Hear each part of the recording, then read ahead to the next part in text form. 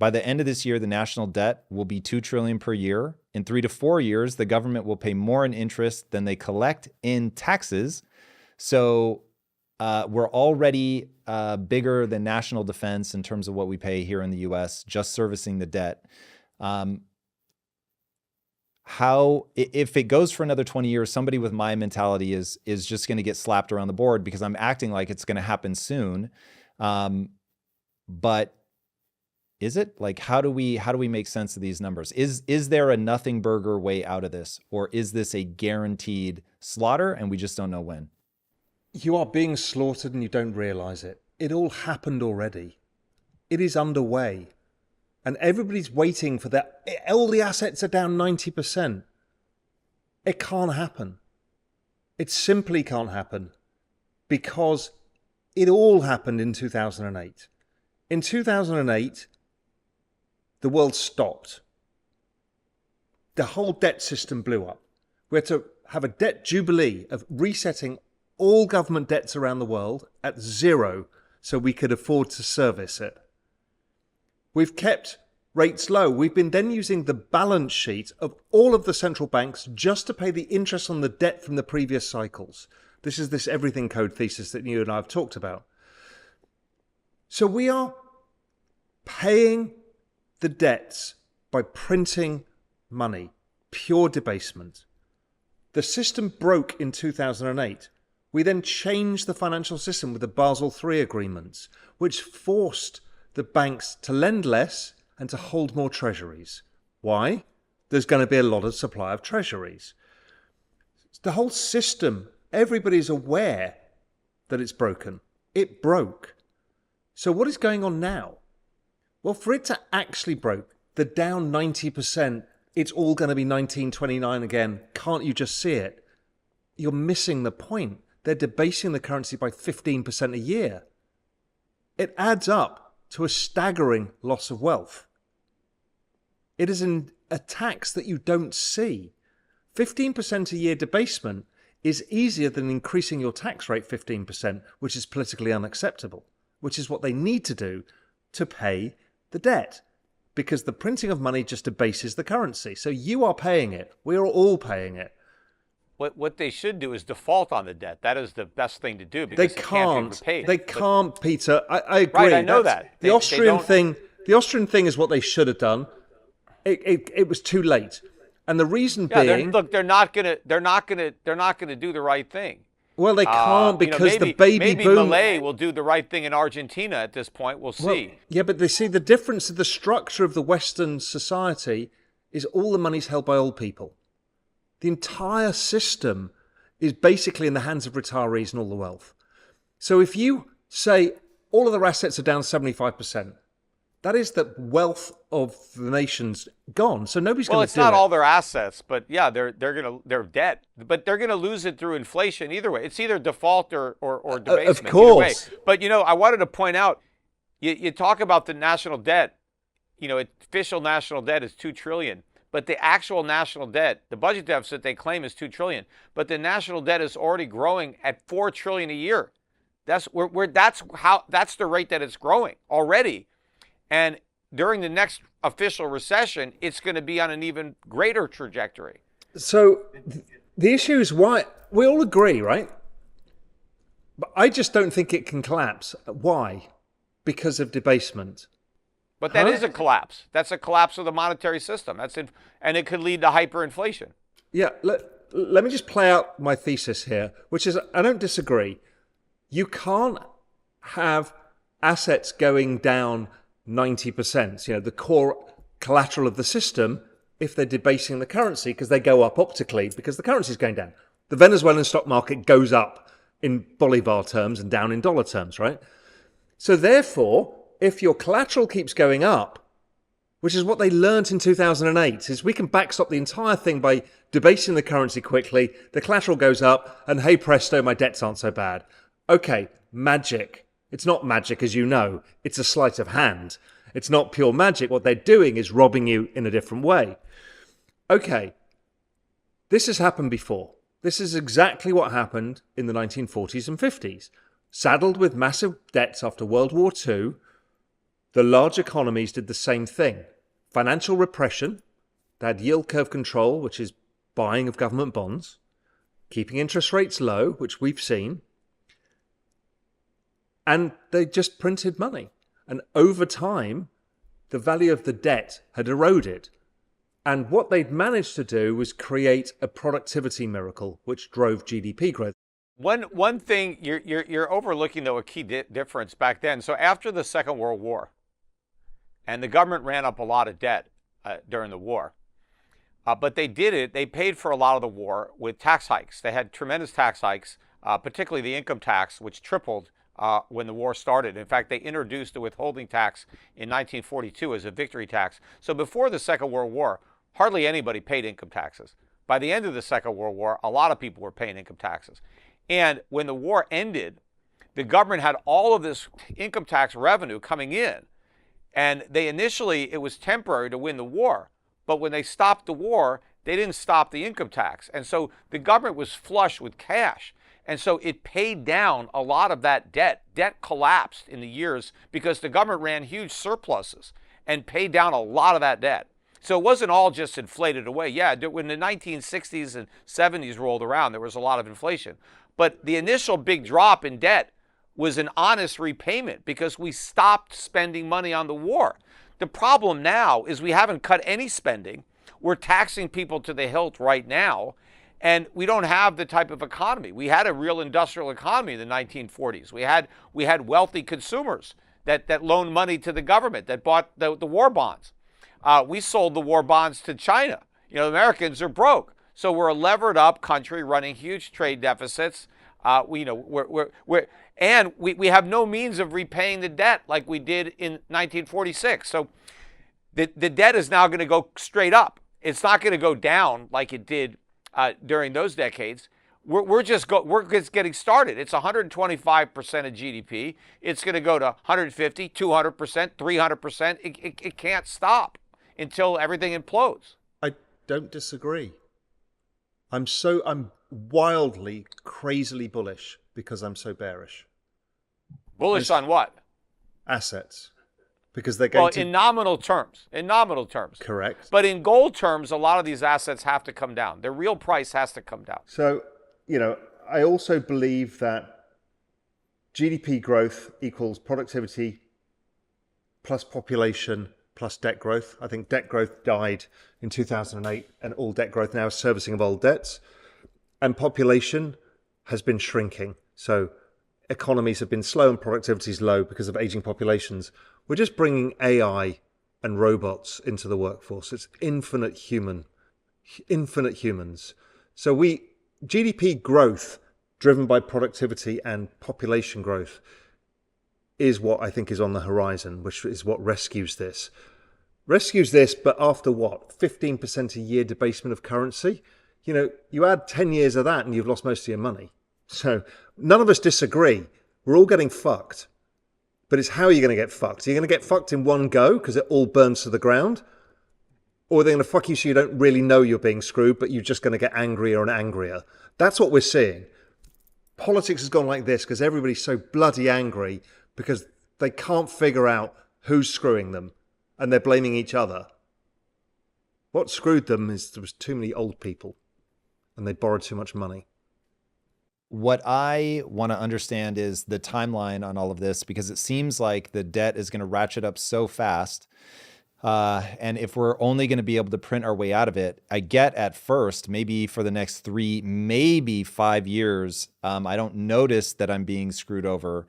But unless you guys tell me that the amount that we can print before we break the camel's back is 180 trillion or just some unbelievable number that is so far from where we are today, this feels like if we're really in a race for do I get to that number of trillions of dollars before the robots come and increase productivity so much that I'm back to a 1946 place where I'm generating so much productivity I can actually pay the debt down? I'm sure Peter won't agree with this, and you will half agree with it and half hate it, and that's okay.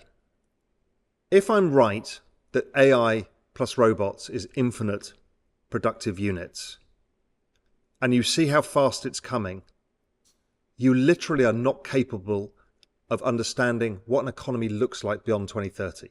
That's the problem I've got here.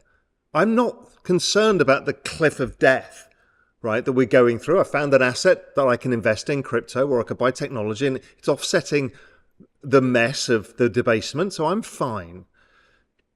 What's harder is to say, what the hell does an economy mean after 2030 when you've got endless AI and robots and AGI?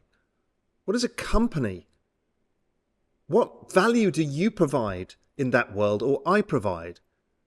We sit there talking to people about it and thinking our way through it, but both you and I are developing AI tools of which we will have a digital Tom and a digital Raoul, and we don't even need to turn up to these, and they'll do a pretty good job. We're both working on these things, right? But are we going to be just replaced? The point being is, when you go to, like, Nick Bostrom, who is the key thinker about this at Oxford University, who wrote the book, I can't remember the famous book about the whole kind of where the future's going.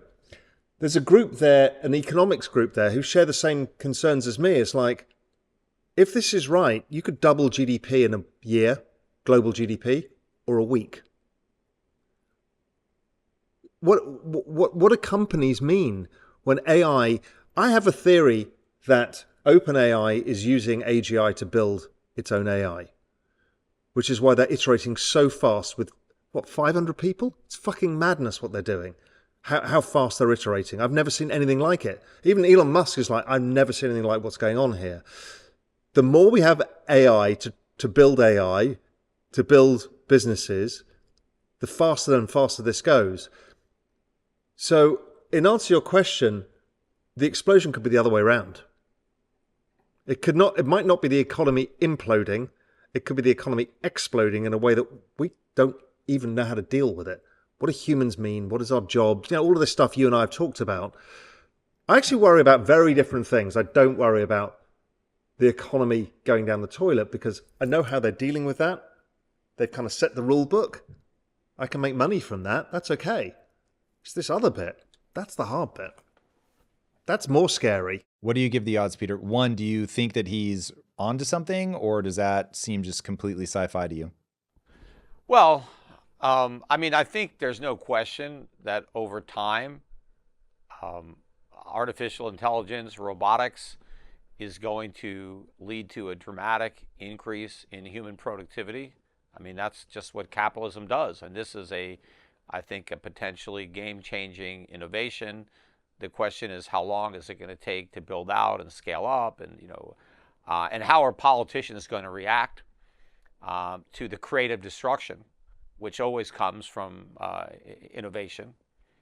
There's always somebody that loses, but net society gains, and eventually, over time, everybody gains, because we don't want jobs. We want stuff. That is the secret of an economy. It's the scarcity of things.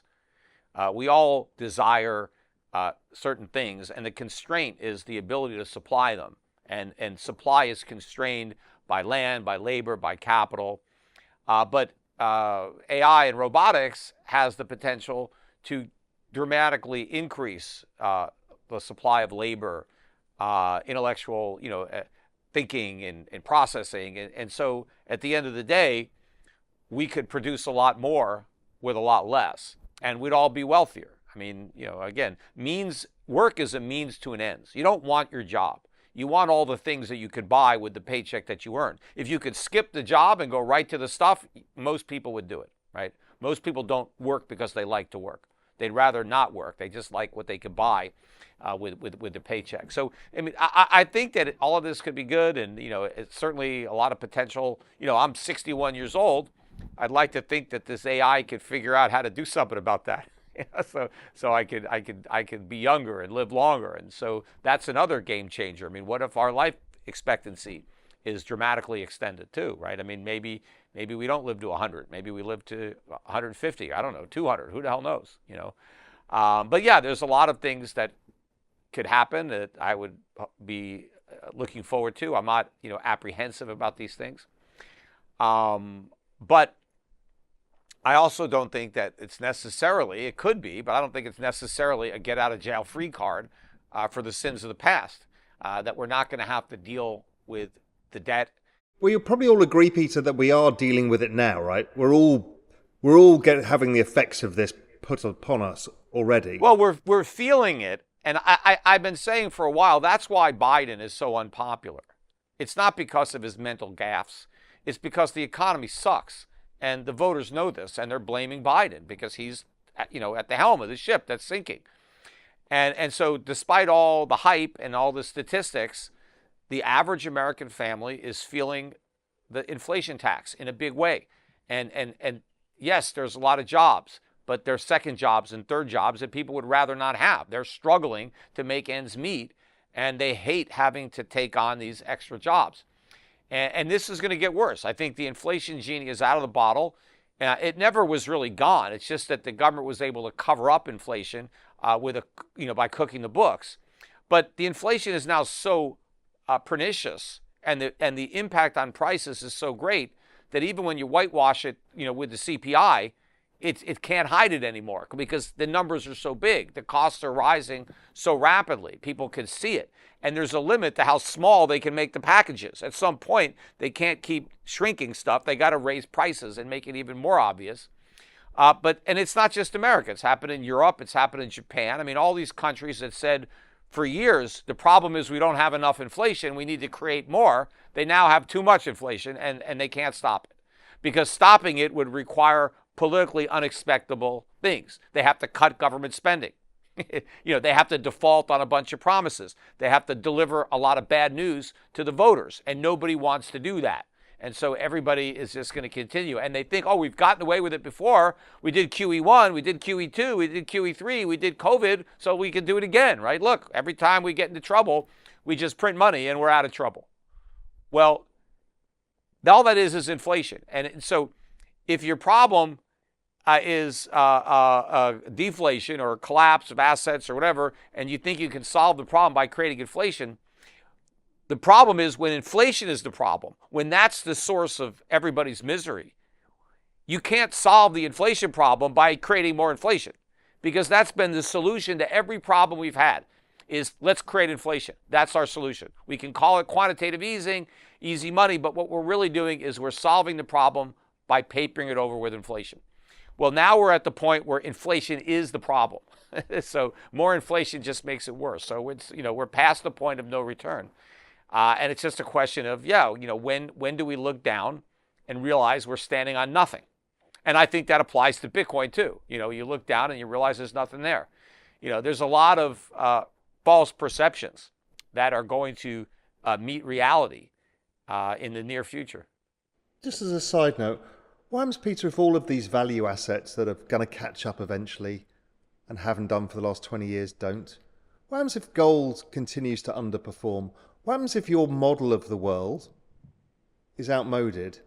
I'm not saying it is, but could you possibly consider that not everybody's wrong?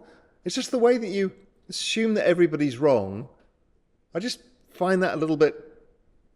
I'm not saying everybody is wrong. I'm saying the people that believe in Bitcoin are wrong, but that's certainly not everybody. And the market's wrong, and the technology price is wrong, and that your source of truth is the truth, and the market pricing's not the truth? Markets get it wrong a lot. In the short run, it's a voting machine. In the long run, it's a weighing machine. And right now, I think people are making bad votes. And so I just think it's a mania. I mean, every time there's a mania, right, it means assets are mispriced. I mean, we've had plenty of bubbles and they pop, and that's that.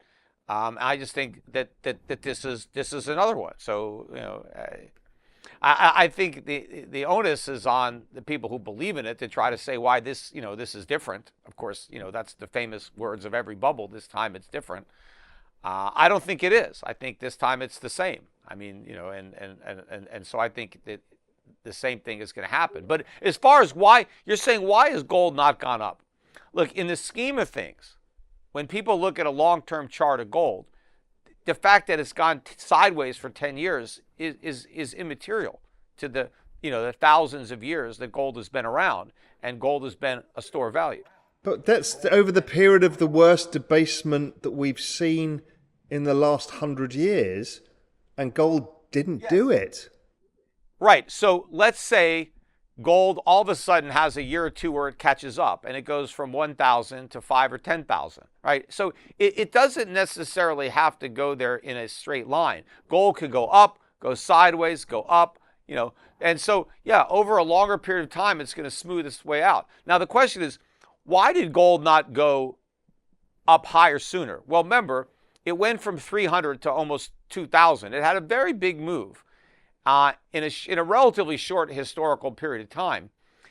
And so then it went sideways for a decade. And the reason, I believe, is because investors have complete confidence in central banks. They don't believe that there's a threat of inflation out there or a debt bubble. And so they don't see the reason to buy gold. They would rather buy tech stocks. And so I think it's just people have a misconception. Just like, you mentioned the subprime. And I remember, when I first found out about these subprime mortgages, a guy showed up at my office named Andy Lottie, probably in 2005 or 6. And, I was already bearish on the housing market. And he came to me with an idea to set up a hedge fund to short these subprime mortgages, this tranche, and he explained it to me, and I was like, well, why the hell would anybody buy these? These are obviously going to go to zero. I mean, how can people be buying them? And they were trading above par. They were actually paying more than par to buy these tranches that I knew were going to zero. And it's like, well, people just believed in this, and so the assets were mispriced, and they were mispriced for a few years until they eventually were priced correctly at zero. But I knew that they were worth zero the minute they were explained to me. But, and what the guy told me is he had gone to a lot of institutions with the same story, and everybody laughed at him. I was like the first guy that didn't laugh at him because I knew that real estate prices were going to go down. Everybody else thought real estate prices could never fall. And so as long as real estate prices never fell, well, then it didn't matter if anything defaulted, right? I was the guy that knew that eventually real estate prices would come down.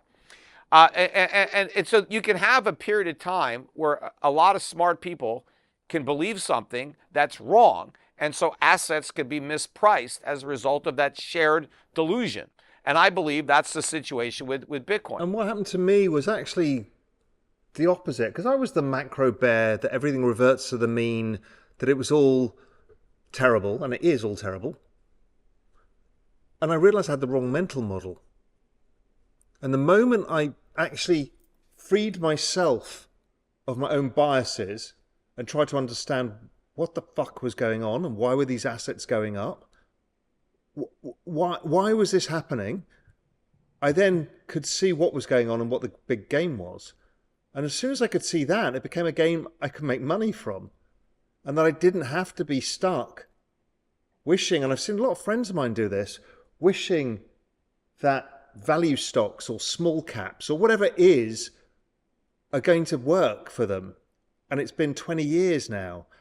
And I've realized I had the wrong mental model. And the moment I changed it, I felt liberated because the world kind of makes sense. And I just urge all of us to just make sure that we don't get obsessed by our own mental models, because they will change. And the world changes, and sometimes we can be dead wrong, and sometimes we can be dead right. I mean, I nailed the financial crisis, I nailed the European sovereign crisis, I nailed COVID, I nailed all of these things by being a big bear. And something I suddenly realized is, yeah, but assets kept going up. That whole period I should have just been long and have made more money. And that made me ask the question of myself. Buy the dip. That asked the question is like that dumb meme of buy the dip. I wanted to go all the way across the bell curve, go to the middle bit, arguing it all, come to the other side, and realize that buy the dip was actually the single best strategy to have ever existed over this period of financial mess. And I was stupid for not seeing it. So anyway, I'm just saying, be careful, because Tom, I can see that you're so allured by the black hole that is there. It kind of comes to you. And we have this conversation. I try and pull you back from the black hole and say, yeah, it's there, but there's an opportunity here. And you're like, but the black hole. Just be careful of the mental model, because it will massively restrict you in what you do. even how you think about life and how you interact with people around you. So it's something I've learnt the hard way, is we've all got to be a little more open to A, everyone's opinions, and B, our own biases and how ingrained they are. And have they become part of our personality just because it is? Or it's part of how we fear. Like, some people fear risk. So they become a certain way and present that to the world around them. Or some people have made money and then they're worried about losing it because their family didn't come from money. We're all set of our own human ridiculous biases. So we should just all, in all of these conversations, just step back a little bit. You're looking at it from the vantage point of where we are. Everything is at record highs, and so it looks like, yes, that was the right thing to do, to buy the dip. But we haven't had the crisis yet. That's the thing. We've been able to kick the can down the road, and all of these structural problems have been growing the entire time that we've been ignoring them. And the question is, how many more times can this work? Because I think you gotta watch the bond market, you gotta watch the gold market, the foreign exchange market, but at some point, it's going to crack. Tom did this. Tom did this earlier, and it was a very good question. Is what would make you think the opposite? And we all need to be able to do that, because we can't keep saying, "Well, asset prices have gone up, so therefore you don't know whether you were right or wrong." It's like, and this is no attack on you or anything. It's me thinking through this stuff. Is how do you know that maybe you have done yourself a disservice, or I've done myself a disservice, or Tom is doing himself a disservice by thinking the way that we do? Have we held ourselves back? Have we lost an opportunity cost that we didn't imagine because we're so anchored in what we think, or we project to other people? That's all I'm trying to get across. It's not about who's right, who's wrong. I'm saying at a human level, what happens if you had bought Bitcoin and bought the NASDAQ and were 10 times richer than you are today? Would you care about some of the things you think about now? Maybe not. Tom, if you hadn't made money when you were young and then fear losing it, maybe you wouldn't be worried about the black hole. Maybe you'd be more risk-seeking. Maybe, just think about it in a bigger context than fighting over what price an asset is. We need to ask ourselves why we think that. I think that's really interesting. Yeah, the point is, as long as the underlying problems continue to get worse, I don't think I'm wrong. So if we actually find a way to solve these problems, if we get dramatic cuts in government spending, if we start paying down the debt, if we get enough deregulation. But Peter, sorry, I just want to ask you a question.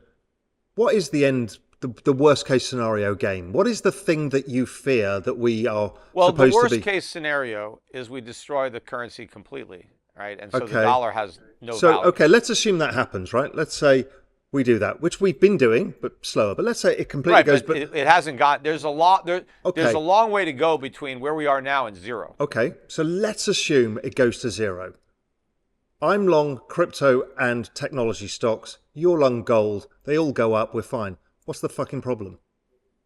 Well, first of all, there's a big problem because a lot of people. First of all, maybe crypto goes up, maybe it goes down. There's no way to know. But explain to me what I'm fearing here myself. When the dollar, because you're wiping out the savings of a generation. You're wiping out the retirement of tens of millions of people. I thought they were in debt. Mm-hmm. You told me they're all in debt. So we're wiping out... Yes, you're wiping out debt. But every time you wipe out one person's debt, you wipe out somebody else's asset. Okay. You wipe out the value of people's pensions, their insurance. You said earlier that you wanted the big reset, that we should do this. And when the money is worthless, you can't buy things with it. The farmer doesn't want to give up his food because you have nothing of value that he wants. But America can't import anymore because nobody wants our dollars. I mean, if we go through hyperinflation, it's going to be riots. There's going to be. It's going to be bad. It's not like something that I'm looking forward to. I understand, but you've got your gold and your real estate, and you'll be fine. And I've got my I stuff. don't, So well, what are you fearing? What is the fear? Look, and the other thing is the government can become even more oppressive than it is now. And the worst case is they blame it all on capitalism, and the solution is that we become a complete totalitarian state, and the government takes over everything. I mean, so you asked me what's the worst thing that could possibly happen, right? I Now, mean, what that'd is it be with you fear? So you're now fearing a totalitarian state where they seize all your assets. I mean, okay. Well, what good is investing in gold, and what good is doing anything? Well, I don't know. I guess if they throw me in jail or kill me, I guess it's not going to matter. But I don't know what they're going to do. Tom, what is it that you fear, Tom? What is the fear? What is that black hole? Yeah. So as somebody who is very practiced in staring into this, I'll walk you through. So because I feel confident I will make it to the other side, sort of come hell or high water, when COVID kicked off, I realized I was afraid for people that I know and love that don't understand money. And that began my journey of actually understanding what's going on. So like Peter, I share exactly his concern. And I'm a little unclear on the only thing that makes sense for me, for you to push on this, is if you think it's basically impossible for it to happen. Because to me, it is self-evidently horrific to go through something where it's either a war, an external war, or an internal war, because like Peter is saying, there's just so much anger and resentment at the implosion of the debt, which, to Peter's point, is somebody's asset that now just went away. People won't do that quietly. They will riot. Also, when you get to the point where you can't feed your populace because there's no money, and your money's hyperinflating and people walking around with wheelbarrows full of money to try to buy a loaf of bread, that suddenly the line of good and evil that Solzhenitsyn talks about in the Gulag Archipelago, you realize it really does run through every human heart. And all of a sudden, all those narratives and mythology that you're talking about that hold us together as a society, all of those crumble. And I'm sure all three of us are students of history, but when you become a student of history, you realize that the long arc that bends towards justice is punctuated with moments of such horrible cruelty, death, and destruction that you just pray to sweet baby Jesus. You are not one of the people that are around for one of those moments of correction. And they happen, and they happen so predictably that the black hole I'm staring into, again, I don't feel like I'm staring into it for myself. And I mean, this is a glimpse into my soul. I've told the employees here, if it ever kicks off, come to the house. First of all, we have the high ground. We are up on a hill.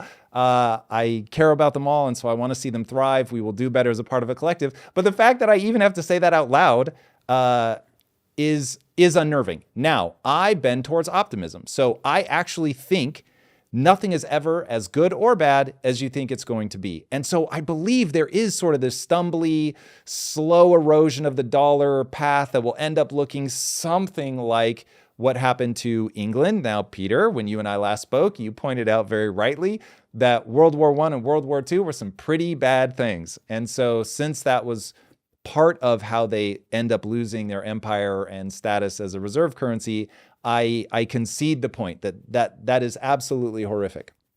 So I just know every empire of all time has crumbled, and I really do think a lot about how America becomes the next Rome. But the reason that becomes a meme, and the reason that people think it's ridiculous, is because the odds of it happening in the next 2 years border on zero. The odds of it happening in the next 10 years go up a little bit. Ray Dalio puts America being in a world war at 50% over the next 10 years, but like maybe it happens in the next 20. And so if it's true that it doesn't happen for 10 or 20 years, me or Peter, and Peter, I think you know you have this reputation, and I have a feeling I'm rapidly gaining it as well, is like I've predicted 10 of the last 2 recessions, right? So I'm so focused on the confluence of things that go bad that I end up potentially missing all the opportunities that are present.